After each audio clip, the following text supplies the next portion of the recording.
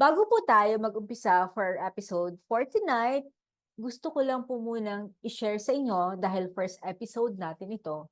Bakit nga ba may Journey with Jaisal? So almost siguro more than 10 years ago, nag-umpisa na po ako magturo ng personality development.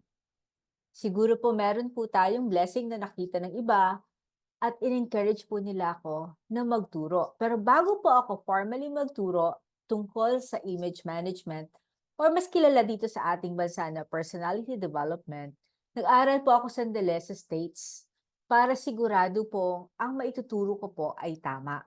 Pagbalik ko po from the States, nagturo po ako sandali. Meron pong mga one-on-one consultations, merong seminars, iba-iba po ang ginawa po natin. Pero tumigil po ako sandali dahil bumalik po ako sa corporate world at pagbalik ko po sa corporate world, nagnegosyo din po ako sandali, muli, at nagkaroon po ng personal challenges. Kaya natigil po ako, but I had to wait for the green light para maituloy ko po ang mission na ito. At ngayon, 2024, I got the green light at kailangan ko na pong ituloy ang mission na ito. So ngayon, bumabalik na po ako dito sa Journey with Jaisal. Kwento ko na po sa inyo kanina kung bakit meron tayong Journey with Jaisal. We're actually trying to build a community na mag-uplift sa confidence ng bawat isa. Wala pong bashing kung hindi po mag-share po tayo ng information, experiences, tips, and mga advice sa mga experts at sa mga katulad din natin na may mga pinagdaanan hanggang sa maging confident tayo sa sarili natin. So ngayong gabi, excited po ako dahil pag-uusapan natin to kasi very common to at minsan nakakalungkot, no? Na pag nakikita natin na kunwari white hair, iba ang ating nagiging perception. Sabi nga nila, ang unang napapansin sa tao ay ang hair kasi ito yung crowning glory. So excited ako sa topic natin. Ang title po natin ngayong gabi ay Embracing My White Hair. At sino pa nga ba ang ating guest? Kundi ang ating kaibigan at ang editor din, section editor ng Ang Pinoy. Si Miss Jean Estrabon, I told her napaka-blooming niya ngayon. Hi, Miss Jean! Good evening! Hello, Jaisel. Good evening sa'yo. Ayan, plus nakita ulit tayo after so many months, di ba? Yeah. Blooming And daw tayo is 2024, so let's start again. yes, and I like your aura. Masaya? Yes, Thank yes. Oo, so napaka-light, napaka-fresh, and pasensya na kayo hindi magiging live 'to kasi merong technical concerns pero ayusin po natin so we can go live next week. Miss Jean, sabi ko nga excited ako kasi matagal ko nang gustong ituloy ang Journey with Jason. Medyo matagal akong tumigil sa pagtuturo ng image management. But I guess, sabi ko nga, nagkaroon ako ng green light na kailangan ko ituloy. And then I saw your post. So, Yeah. sa Facebook, so sabi ko, this is Mm-mm. actually a very good topic na dapat pag-usapan natin. Because ang pinopromote talaga namin dito or ako is kailangan magtulungan tayo kung paano nga ba tayo magiging confident. So, sa mga ganong nangyari sa'yo na nakikita ko sa post mo, Mm-mm. ang sabi ko nga, sometimes it takes years to build that confidence. At minsan, Mm-mm. isang minuto lang, dahil sa ibang tao, nawawala yon. Pero syempre, bago natin pag-usapan yan, Miss Jean, ganyan ba talaga yung hair mo? Pakikwento sa iba kasi nakita ko yung transformation mo eh. Paano nga ba nangyari na Ano? bata pa po si Miss Jean ha? Sabi ko nga minsan sinasabi ko sa Miss Jean, sabihin mo nga bata ka pa. Bata pa po siya, talagang aalamin lang natin yung kwento nga niya. Paano ka nga ba nagkaroon ng white hair? Paano ba yung transformation? I think nasa genes naman yata yung Jaisel eh. So I'm only 54 years old. And I mean, napagdaanan ko na I've been called nanay, minsan lola. So medyo nagagalit ako. Kasi I don't want to be called that. Unless, of course, meron kaming relationship na lola niya ako or nanay niya ako. Konti lang actually ang mga apo ko. So, konti lang tumatawag sa akin ng lola. So, the fact na puti yung buhok ko, it's bring it down to to genes eh. Maagang pumuti ang buhok namin. Ang mother ko, when she was, I think, before she turned 50, as in super Wow. puti na yung kanyang buhok. Tapos yung kanyang anit is very, yung ano talaga, yung puting-puti yung anit niya. So sabi namin, I think gagaya din kami sa nanay namin. Pero I think mas earlier kami, like kaming tatlong magkakapatid na babae, lahat kami puti na. Pero ako lang talaga yung embrace ng pagiging, alam mo yung ubanesque na kulay. Kasi I'm tired of, alam mo yung magpapakulay ka, lalabas yung puti mo. Tapos sabihin, bumalik kayo naman ng parlor, minsan wala kang time. So sabi ko, to hell. Di ba? Ay, sorry. Sabi ko, magpuputi na lang ako. Actually, mahirap magpaputi kasi nga, di ba, hahabulin mo yung kulay, di ba, pag babae, hahabulin mo yung kulay. So the trick for me, na sinasabi ko sa ibang tao was that, itry nyo muna magpakalbo. Pag nagpakalbo ka kasi, di ba, tutubo virgin na ulit yung buhok mo. So, kung puti yung buhok mo, puti na yung lalabas lahat. Ay, sinasabi ko yun sa maraming babae and takot sila. So, andun yung para bang, anong itsura namin? Baka magmukha kami ex-convict, di ba? Ganun ang dating, kalbo ka. So, para ex-convict ang dating. Sabi ko, hindi naman. You only have to ayusin mo yung kilay mo, tapos mag-lipstick ka, tapos mag-dress ka, kahit na kalbo ka, tapos nag-dress ka, you will still look like a woman, ganyan, like a lady. So, takot sila. Ako, I was not hesitant actually sa pagpapakalbo kasi nga, my hair was sira na nung bago ako nag-isip na, sige nga, mag-white hair no, i-brace ko na yung white hair ko. So nagpakalbo ako. And I think I did that for like 4 times. Bago ko totally na talagang, sige na, after this, wala nang kulay and let it grow like that. And that's it. For like, I think for 2 years na, hindi pa ako nagpapakulay ng kahit anong kulay. My last color was actually blue 2 years ago. And after that, nagpakalbo ako. And then ito na yun. So, 2 years in the making na to. Wow. Mabagal kasi pagupit ng pagupit ako eh. Miss Jean, gusto kong balikan kasi sabi mo, di ba, yung mom mo ganyan. And Mm-mm. frankly, ganun din kami. Ah, yung ano, yung journey, gusto kong marinig sa'yo kasi hindi madali, di ba? Maaga. Mhm. Sabi mo nga kayong tatlo magkakapatid. Pwede ba natin balikan lang natin ng konti yung journey mo? Kasi ito yung maganda eh. Paano mo na-embrace it from the time that it started na pumuputi na. Anong Mm. age ka? I think 30 ako nung nagsabi nung friend ko o colleague ko yata, na yung likod ko daw marami na raw puti. Sabi ko, hindi ko alam kasi hindi ko naman nakikita, di ba? So wala pa ako napapansin hanggang halos I think magpo-40 ako, naglalabasan na siya ganyan. Ang ginagawa ko noon, magpapakulay ako ng palighter yung yung kulay ko hanggang umabot ako I think sa ash blonde. And I had that for like a few years. So every time magpapaayos ako sa parlor, ipapa-liband ko siya, tapos kukulayin ko siya ng ash blonde. So parang ang tawag na sa akin ng isang um, tawag dito, yung parang researcher siya. Ang tawag yun sa akin, parang anime daw ako. Sabi ko, shucks, anime ako. Nagpakulay ako na, tapos nagpadiretso ako ng buhok. So, maraming istorya talaga, Jason. Parang every time ayusin mo yung buhok mo, every time may kulay ka, maraming magko-comment na parang minsan hindi mo alam kung tatanggapin mo ba yun na yung constructive ba or what. Para bang nagugustuhan nila yung look ko or do I have to go to them and ask them kung ano talagang gusto nilang sabihin tungkol sa hair ko. So, it was really an experience na yun. Every time may magsasabi na, ay, mukha kang anime, ay, mukha kang lola, ay, magpakulay ka naman ng buhok, ganyan. So, parang exhausting. Oo. Nararamdaman ko yun. Pero may tanong lang ako, kamusta yung effect sa atin? Sa Mm. personal ano mo? Kasi di ba sabi mo exhausting. At hindi Mm-mm. madali na magkaroon actually na nakikita mo na nag-iiba na yung color ng hair mo when in Oo. fact yung ibang mga kaibigan mo normal pa rin. Mm. Ano ba? Yun nga, exhausting pagkatapos palagi mong isipin kailan ako pupunta ng parlor, anong kulay ang next, itong color ba na to lighter than the other one, o kanino naman ako pumunta, nasira sa isang parlor, lalapit na naman ako, punta naman ako sa isang parlor, parang it becomes an adventure every 2 months. Tapos ikaw mismo hahanap ka ng kulay na gusto mo, na minsan, would you believe na in the process of, yung pinapaayos ko yung buhok ko, nagpa-first Brazilian ako, at ang labas, after that, alam mo itsura ko, mukha control. As in, nasunog yung buhok ko. Light na siya, pero nasunog, so tumatayo siya. and I cried. Hindi ko alam kung gaano katagal. I think it lasted for 1 year. Pero hindi pa ako nagpakalbo no kasi medyo kulang pa ako ng confidence na magpakalbo nun.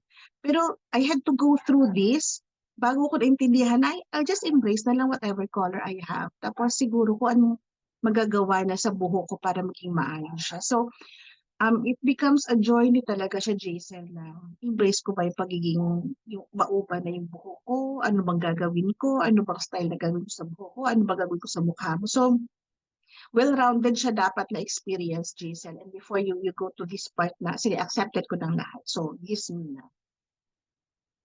Oo nga, kasi Mm. nakita ko yung ibang mong ano, pictures 'no. Minsan actually nagtatanong din ako sa stylist o dun sa mga nagko-color ng hair kasi 'di ba mahilig tayo magpa-color ng hair. So, Oo. ang tanong ko minsan sabi ko, dati wala akong kulay na white.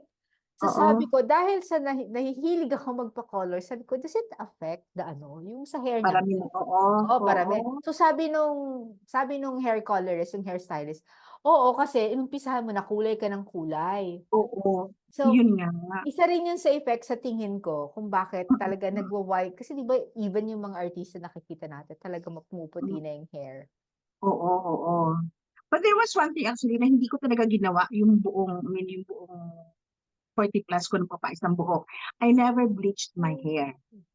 I never bleached my hair. Sabi ko, alam ko masakit yun eh. So, hindi ako nagpa-bleach. Sabi ko, hayaan mo lang siya, takpan mo ng takpan until yung pinaka-max ko talaga na ginawa was, magpakalbo. Kasi that was the start of everything eh. So, virgin na ulit tutubo ng buhok mo. So, wala ka ng choice. Kundi tanggapin ako anong kulay ng lalabas siya. At would you believe, Jason, kung nagpakalbo ka pala, yung buhok mo iiba. So, ito basically Oh, nagtampo nito. So, ito kulot. Kulot ako, original ko is kulot. Malalaking waves yan. As in talagang super, super bonggacious siya. maganda Pero yun. maganda siya, but nobody told me before that it was beautiful to have curls. Yeah, it is. 'Di ba yung parang, ano ba yan, mukhang ita, yun yung sinasabi sa akin before, mukha kang ita kasi kulot ang buhok mo ng ganyan. Buti na lang daw maputi ako kasi kung itim ako, mukha talaga akong ita. Sa Negros sa tawag doon ati. So parang, imagine mo, tatawagin kang ati na naglalakad ng ganyan. So, buti na lang maputi ako. Pero, sa kakaayos ko sa buhok ko, tapos nagpakalbo ako, nawala na yung curls niya, konting-konti na lang natitira. So, ito na rin yung mga kulot-kulot niya. Ito nakadalawang Brazilian na ito. So, parang, ito na yung pinaka-normal niya. Medyo normal niya. It will stay like that for another 4 to 5 months. Mm. Miss Jean, babalikan ko lang yung sinasabi mo 'no, kasi sabi mo ang original or talaga na buhok mo ay ano, medyo kulot na curly. Actually 'pag Super, oo. oo, 'pag na-set mo yun, ang ganda. Pero nga Exactly. oo, siyempre dito sa atin sa Pilipinas, ang problema, ang in dito ay kailangan unat na unat yung buhok mo, yung the Oo. usual thing. Oo. Kaya I was telling nga my friend Rose, sabi ko, Rose, kasi mahaba na yung buhok niya, sabay kami last namin na napakalbo, sabay kami. So, siya mahaba na yung buhok niya ngayon at pumulot palalo yung buhok niya. Sabi ko, I want your curl. Sabi ko, wag mo siyang susuklayin ng suklay. Kundi, just, gawin ko na yung kamay mo, ganyan, ganyan. Tapos put something na iset mo na siya. Sabi ko, that used to be my hair. Pero ngayon, ang hair ko is iba na. So, parang alam mo yun, it's, nag-evolve. Kasi Oo. nga, nagpakalbo ka, tapos nagpa-rebond ka, nagpa-Brazilian ka. So, ayun. So, this is me without the kulot na. Yung friend ko naman na hindi ganun ka-wave sa kulot ang book niya is kulot na ngayon. Kaya, nagpalitan kami na ano, ng Balik. itsura ng buhok. Oo.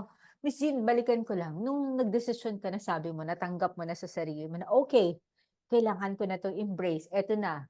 Mm. Pero siyempre ang lagi natin sinasabi, yung journey ng acceptance natin, yung proseso is medyo matagal.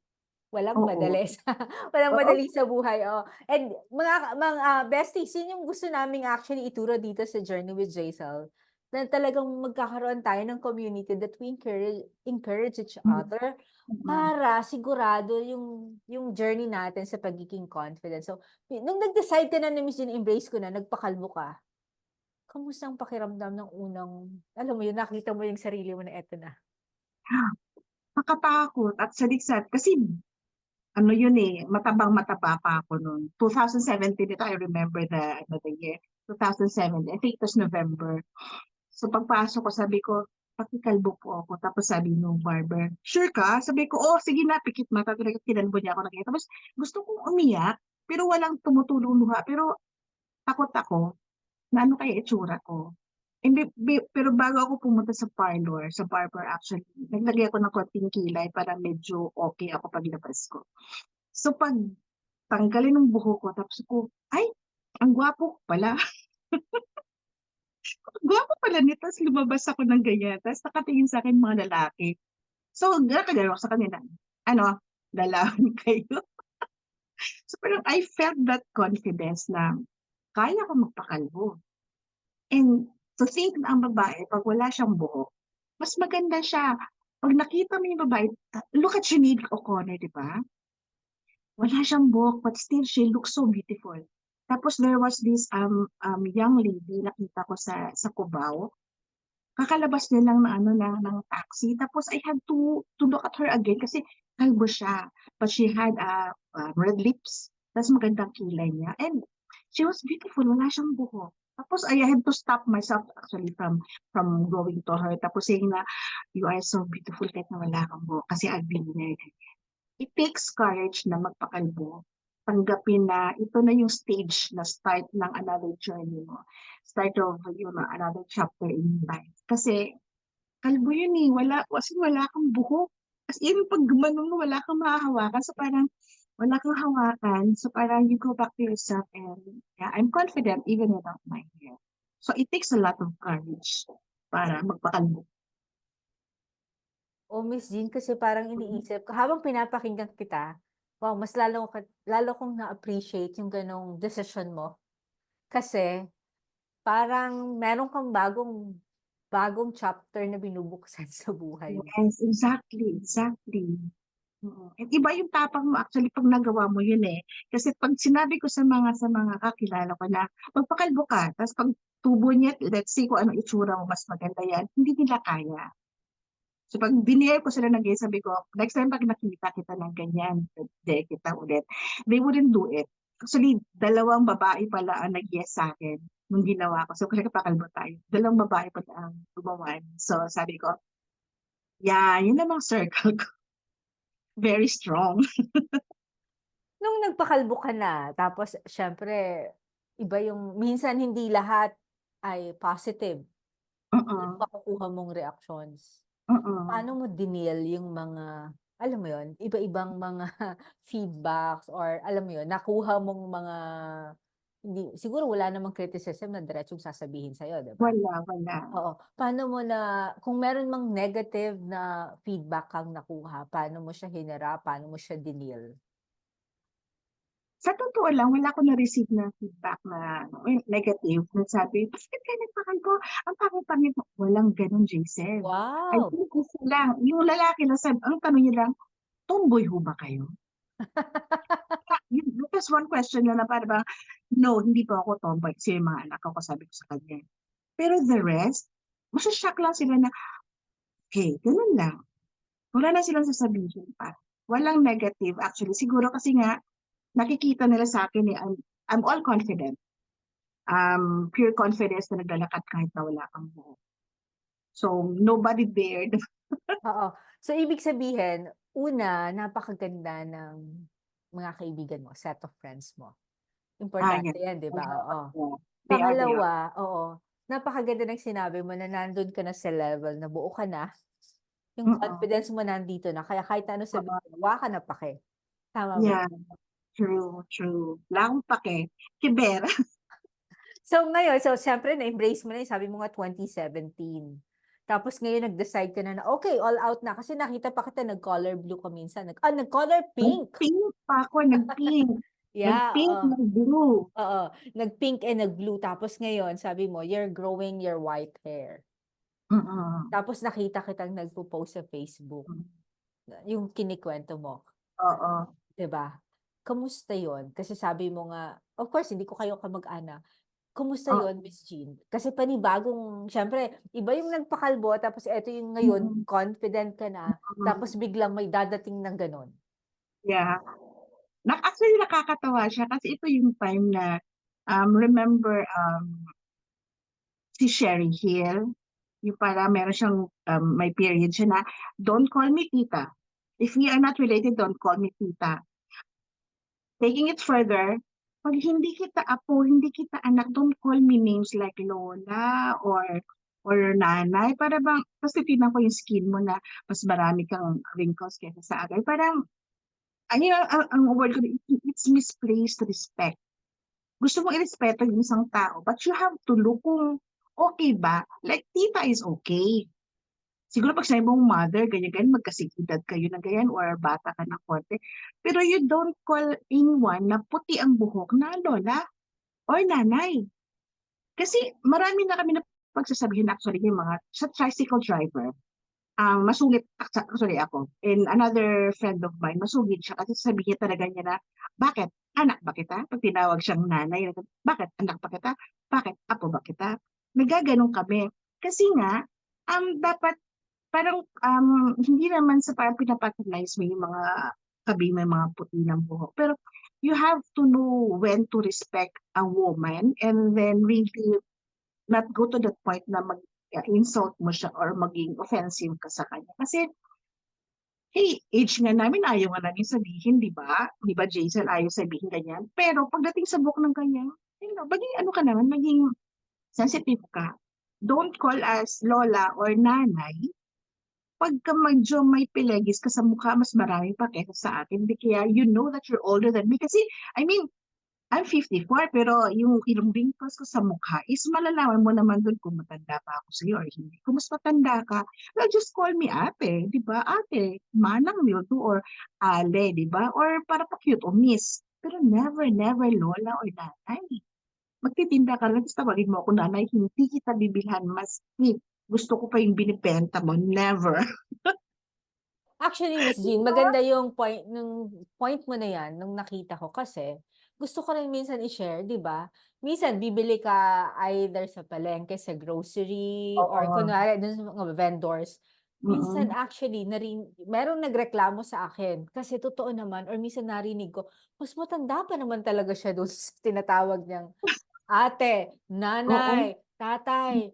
Minsan mapapatingin ka na lang na, bakit gano'n sila? Bakit kailangan nilang mm, tawagin yung mas bata sa kanila ng tatay, nanay, kuya, oo, ate?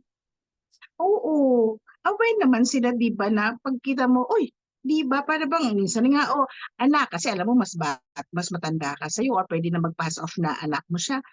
Pero I think, look at the age. Alam naman siguro natin kung anong level, I mean yung age natin, 'di ba? Unless super talaga, super stress ka sa buhay na halatang-halata sa mukha mo na mukha kang 60 years old when in fact you're only 40. So yun nakakatakot din, 'di ba? Pero you have to really be sensitive sa mga kaming may puti ng buhok or mas matanda sa kami na you have to call us by any other name except nanay and lola. It's a big no-no, ganyan. Kahit anong kultura yan, I think. Sa Singapore nga, bawal mo ngang tawag 'pag tinawag mo na auntie ang isang babae, magagalit. And auntie sa atin, 'di ba, tita yun. So 'pag tinawag mo na auntie, may magagalit sa'yo, may mang-aaway sa'yo. So that goes in the Philippines as well. 'Pag tinawag mo na tita or nanay tsaka lola, may magagalit sa'yo. Hindi lang ako at saka hindi lang yung friend ko, marami. Yun. Actually, oo, maraming na-o-offend, hindi dahil sa they don't wanna be called ng gano'n, but it's more Mm. of, baka naman po puwedeng tingnan niyo muna yung sarili niyo kung sino ba talagang Oo. mas may edad sa Mas ating mas dalawa. maedad, Oo, oo. so and sabi mo nga kanina, yung ano 'di ba, konting yung respect ba? Oo, konting respeto lang naman sa tao. 'Pag nakita mo na, ay mas lamang ako ng wrinkles sa kanya, I'd better, call her na mas mababa na pangalan like, ate or sister, 'di ba, gano'n. Sister is good actually, 'di ba? Kahit Oo, mas matanda ka sa kanya, at least sister mo siya or mm. brother mo siya. Mm. Oo, ako I fully agree with you and, that's the reason why sabi ko nga, dito sa Journey with Jaisal kailangan ma-share natin lahat ng kwento, experiences and Mm, tips and advice kasi napakahirap po bumuo ng confidence minsan years talaga, 5, 10 years, minsan may edad oo, na. Marami akong nakilala nung nagtuturo ako ng seminar, 60 something yung guy. mm. Nagulat ako na marami siyang, alam mo yun, kwento kung bakit. Oo. And sabi ko, dapat conscious talaga tayo kung Mm, ano yung dapat mm. sabihin, kung paano natin iti-treat yung ibang tao. Mm, Question, mm. siguro few questions na lang, Miss Gino, para hindi maano. Ang tanong ko lang, ngayon Miss Jean, sa estado mo, kasi very accomplished ka na and everything, ano puwede mong i-advice dun sa mga mas younger? Kasi siyempre, hindi lang ikaw yung may ganyan. Siguro Mm. ako, nag-uumpisa na. Yung sister ko, 30s, napakadami Oh, rin ng white hair. So, hindi namin oh. gusto, but it runs in the family. Hindi lang ako, hindi lang ikaw. Anong gusto mong i-advice dun sa nag-uumpisa na? Doon sa kalbaryo kasi nga wala tayong choice, eh. It runs Oo in the nga. family. Mm, mm. I think you have to find your confidence habang bata ka pa. And then pair that with respect for people na when you would know na like ito kwento, a classmate of mine, ano siya, meron na siyang salt and pepper hair nung elementary kami. Pero ngayon, naunahan ko na siya. Mas maputi ang buhok ko sa kanya. So yun yung genes niya, yung genes ko naman is iba. So 'di ba para bang akala namin noon mas madali siyang mamuti ang buhok. Ngayon nauna ako sa kanya, isang friend namin nauna rin sa kanya. So may kanya-kanya tayong journey. So at a young age pa lang talaga, we have to learn to be confident na para bang, well, this is my face, this is my body, this is my hair. You have to accept it. And you have to tell yourself na maganda ka. Or you have to ask someone tapos i-confirm ng taong yun na alam mo na close sa'yo na maganda ba talaga ako? 'Pag sinabi niya maganda ka, then take that as is and then carry that with you for the longest time. Kasi I did that when I was young. I told this story actually sa isang, public speaking with kids, um, nung Saturday. Ang kwento ko sa kanila was that I called myself gorgeous, as in with capital G, so Gorgeous Jenna. Bakit? Kasi when I asked my father if I was pretty enough, kasi ang ate ko ang ganda. Bata pa lang yung ate ko, maganda na, matangkad siya, matalino siya. I mean, she has everything. Pero ako, sabi ko, kulot lang ako tsaka maputi. Pero maganda ba ako, tatay? Ganon. Ang sagot sa akin ng tatay ko, yes, you're gorgeous. And until ngayon, pag may nagsabi sa akin hindi ako gorgeous, I'm sorry, pero sinabi ng tatay ko, gorgeous ako. So I have to stick to that. Kahit sabihin mo meron akong times na medyo mataba feeling ko or pangit ang feeling ko, I go back to that point na sinabi ng tatay ko na, "Anak, you are gorgeous." Ganyan. So it doesn't matter if your sister is pretty, but you are gorgeous. Pagka ganun. So I bring that with me until now, and I want to teach that to kids na no, ibang level ng gorgeousness natin every one of us. But we have to believe that there's someone there, out there, who knows and who thinks that we are gorgeous in our own little way. So take that with you. And then of course, dahil bigyan mo siya ng a good helping of respect. Kasi pag meron kang confidence, pag mag-over ka naman nun, di ba, parang wala na yung respect sa ibang tao. So you have to really balance that confidence mo, tapos yung respect mo to other people and to yourself as well. So para hindi ka na makarating sa edad na ganito bago ma-realize na, oh my God, I am gorgeous talaga, di ba? So ngayon pa lang, simula na ng mga bata. Before getting to 54 years old. Oo, napakaganda ng sinabi mo. Actually, I fully agree with you and napakaswerte mo sa papa mo. Si Kasi tata, yeah. oo, tama actually yung sinasabi natin kasi ang lagi kong sinasabi, kung ano yung wala sa atin, yun talaga yung hinahanap natin. Kasi sa tingin natin lagi, wala tayong maganda, walang maganda sa atin. Walang maganda sa atin, no? Walang okey sa atin. So, mga ano ko, alam mo, excited ako dahil sa mga susunod na episodes yan ang ituturo natin kung paano nga ba hanapin natin kung ano ang maganda sa atin at ano ang unique sa atin Oo, na sa atin lang. Pero exactly. hindi ka Oo, sosobra doon sa oo, at lalagpas at sasabihing overconfident na ako. oo, Ngayon, oo. Miss Jean, sabi mo nga si Gorgeous Jen, I fully agree with you. Gorgeous Jen at alam mo kung si ate mo ay she has everything, hindi mo lang alam na napakarami mo ring talento na sa'yo lang. Sabi nga ng ate ko, and my ate said so, Oo, yun na oo, yun, maniniwala talaga ako. oo. So, ngayon ang tanong ko sa'yo, eto ngayon si Jenna, sobrang accomplished ka kaya, pero hindi mo masyado na-appreciate yun. I told you that your aura now is really different. Ano pang gusto mong sabihin ngayon kay Gorgeous Jana? I don't know if I have accomplished much, pero yung mga gusto ko noon, medyo nagagawa ko. Well, I have a book and I have a supportive family. I have supportive friends. So parang, anong tawag ba dito? I think it's just about sharing with other people na yung parang you don't have to get a certain age para lang ma-realize mo na you mean so much. And parang you are enough, ganon. So, you have to learn that at an early age talaga. And, well, I'm okay now. Sabi nga nila, nagbo-blossom daw kasi kaso nga lang wala akong date sa February 14. Ano ba yan? Ash Wednesday, Ash What Wednesday, is this? ano, Feb Magsimba 14. na lang? Magsimba? Oo, talaga naman, napaka-blooming mo ngayon. Ay, ako, I fully agree with you and napakaganda ng sinabi mo 'no, kasi Miss G naalala ko, yung mentor ko sa US, isa sa tinuro niya na nakita niya yung profile ng Pilipinas. And, Oo. nung medyo aggressive pa ako magturo kasi nagturo ako sa high school ng image management, sa mga Mm-mm. universities, bukod sa offices.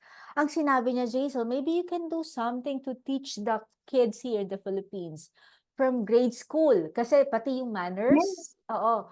Mm-mm. That would be a very, very good one na umpisahan sa bata pa lang, kung papaano talaga Exactly. mabi-build yung Mm. confidence. Oo. Mm. So ngayon Yeah. sinasabi mo, kaya na-remind ako. Oo, oo. Tama yun. Kasi nga, dun sa public speaking workshop ko, the youngest was in grade 3. So, 8 years old yata or 9 years old. So, ang cute nun was that, ang liit-liit niya, no? Pagkatapos, nag-hide siya sa chair ng sa harap pa yun, nakaganon siya. Tapos, nung tinawag ko na, aba, sabi ko, lakasan mo boses mo. Aba, nagsalita siya, ganyan, ganyan, ganyan. Sabi ko, aba, 1 minute din. Tapos sabi ko may konti pa ayusin diyaan sa sinabi mo pero it's very good na. So naupo siya. Maya-maya sabi ko, "Oh, sino pa gusto magsalita?" Nagtaas ulit siya ng kamay. Tapos she really wanted to ano tawag dito, yung mag-practice talaga na sabi ko, "That's good kasi so kung marunong ka, magaling ka, practice lang tayo every day or every month ng ganito." So nakakatuwa kasi parang alam mo yun, sinabi ko sa kanila na nabubulol din ako. Sa ganito edad ko nabubulol ako, pero may confidence na ako na kahit na mabulol ako, I can go back to that spot na parang, "Okey, hindi na ako nabubulol ngayon, so nagsasalita na ako ng maayos." So, you can be that like that, ganyan na. So, you start them young, hindi sila mabubulol, hindi sila mag-stutter, and then when they grow up, kids will be, bigger than us. They will do much more ganyan para, alam mo na, it's a cycle naman na you give back to them and then sana they give back to in the future din. So, it was a good experience actually and kaya ako nasabi na siya kasi um, I'm not asking for anything more except that time na makapag-share ka sa mga mas bata sa'yo para you don't have to go through the same sad experience na, "Oh, I was bullied nung maliit ako kasi I didn't know who to turn to or sino ako." So right now, I know myself, so these kids should also know who they are. Ay, Miss Jean, I love Hello! what you said kasi totoo yan, ayaw na natin maranasan. You know, Oo. because of siyempre ang daming mga nangyayari sa atin, mga iba't iba yung mga experiences natin. Mm. Iba rin yung pinagdaanan natin na journey. At minsan malaking effect sa atin kung anong naririnig natin sa ibang tao. Exactly, 'Di ba? So, exactly. pag trinain na yung mga bata, natutunan nila, iba na yung magiging confidence nila. Maiiwasan Oo, na at mas oo. matapang na yung pagharap nila sa lahat Oo, ng hindi mga sila bullies. papatalo sa life nila and they can make good decisions I for fully themselves agree in the with you. future. Wow, I've Mm. seen you. Nakita kita nung unang mga online natin and you're so different now. I'm so happy na nakikita kita na Salamat full sa'yo, of Jason. confidence na at saka Salamat sa'yo. ang blooming mo, even the way, alam mo yon, pati yung ano mo sa camera, ibang-iba na. Alam niyo po, ibang-iba na talaga siya kaya tuwang-tuwa ako. Okay, Yung first natin ano, yeah, I know. Last it's all your message. it's all Ano your lang? fault. Yung ano No, nun. but I'm so happy na nakikita kita ganyan habang pinapanood and habang pinapakinggan kita, totoo lang actually, alam mo naman na may mga personal challenges ako bago po ako nagdesisyon na bumalik dito. And sabi kong, I have been praying, what is really my mission? Oo. And, he directed me na kailangan ko nang bumalik sa ginagawa ko. And now, I am being Mm. reminded again, though isa-isa lang ang plano ko, na wag kong kalimutan ang pagtuturo sa mga bata. Practice. Oh, yun, tsaka yung book mo ha, on image management, that's I good. will. I will, I'm actually, sabi ko nga, ang biggest project ng image management ay sarili Mm. ko. So I will tell Oo. everyone kung paano ko ba talaga na-recover, na-gain ko ulit yung confidence na nawala sa akin for the Oo. longest time. Pero, bago Sabi yan, okay. Miss Jean, eto na, huli na lang. Ano bang gusto mong sabihin doon sa mga, siyempre hindi lahat naiintindihan tayo. Ngayon, oo, nag-uusap tayo, yung oo. mga kaibigan natin na probably makakakita at nakakakita sa atin. Alam nila yung pinagdadaanan natin. Alam nila yung storya ng buhay mo, ng buhok Oo. mo lalo. Doon sa mga posible mong ma-meet sa kalye at posible mong, Oo. anong pwede mong sabihin? Sabi nga ng isang friend ko, every white strado ng buhok natin ay may istorya. So every wrinkle has a story. And there are people who know us inside out and who may or may not judge us. And there are people who really don't know anything about us and still grabe sila mag-judge. The thing is, you have to walk in their shoes. To know na, well, I'm like this. I am, what do you call this? Hindi naman sa confident. I am may angas because may pinagdaanan ka. So, yung experience mo will really contribute to what you will become in the future. So this is me. This is the totality of all my experiences, of all my tribulations and my happiness and everything. Ang sabi nga ni Jeannie, yung co-author ko, ang sabi, gusto ko maalala, ang sabi niya is, parang I am more than enough, something like that. Or, madali na ako makalimot. Pero sabi niya, parang I am more than enough sa ngayon. So parang I have to take care of myself because I am more than enough. And we don't really know the story behind each one of us. So in the end, so just be kind because hindi natin alam na kahindi ka pala. When you look at Robin Williams, di ba? He was a comedian. Pero hindi natin alam na ganun pala kasad ang buhay niya. So just look at everyone else, you see na para si Robin Williams ay nakangiti yan, pero hindi mo alam umiyak pala sa gabi yan. Diba? So ang ending nun is just be kind because someone else's journey might be similar to yours or not. Baka mas mahirap sa kanya or baka mas mahirap sa iyo, pero kaya mong dalhin because there are people around you na who will try to lighten the load for you. Like there's you, Giselle, diba? Someone who really believes in me, and there's my sister who really loves me so much and believes in me. Tapos there's my brothers, my brother and sisters na they're there because they believe in you and they support you at whatever undertaking na gusto mo puntahan talaga. So, make your world, kahit na smaller siya, fill it with people who know you, support you, love you, and accept you for whatever shit you carry in your life. So, let go of people who don't really matter and would actually bash you in your decisions. So, just have a small circle of friends who will, small circle of people who really love you.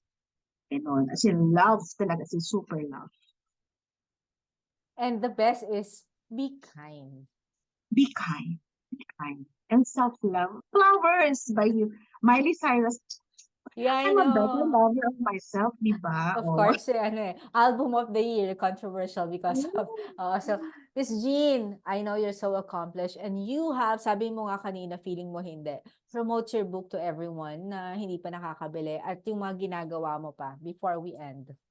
The book, Dear G by Jeannie Angeles, my friend, my bestie, and Jean Estrabon is now available on Lazada. Get it under Paper Cat Books. The store has all the books by other authors also.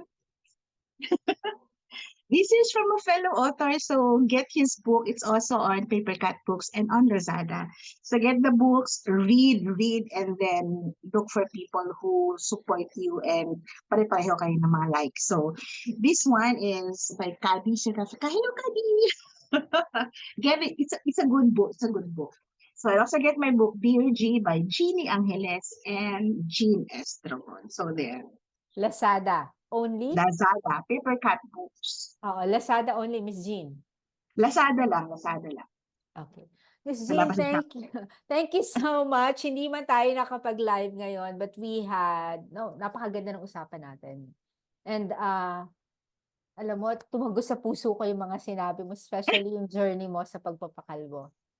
Oh, pareho kasi medyo may similarity yung story natin, Jason. And I love you so much for just being there I love you and too. pushing me up I know. I've seen through all you, these years. nakita kita, kahit di ka nagsasalita, sabi ko, nababasa kita. Nakikita ko yung mga Facebook posts mo. Minsan, tahimik lang ako, but I have been praying for you. So, Always in my prayer also. Ikaw rin. continue, of course, na blooming ka, tuloy-tuloy mo yan, and I'm so happy. And tuloy mo yung napakaganda mong ginagawa. You're teaching public speaking Yeah, sa mga kids. bata. Yeah. That's really a lot, I guess. Thank you rin, Jason. Thank you, besties, and we will see you again next week, hopefully next Wednesday for another episode of Journey with Jaisal. Again, let's be kind and please no bashing. Let's create a community po na mag-share at mag-uplift ng bawat isa so we can be confidently confident sa sarili natin at sa lahat ng bagay. Good night, everyone, and thank you, Miss Jean. Bye!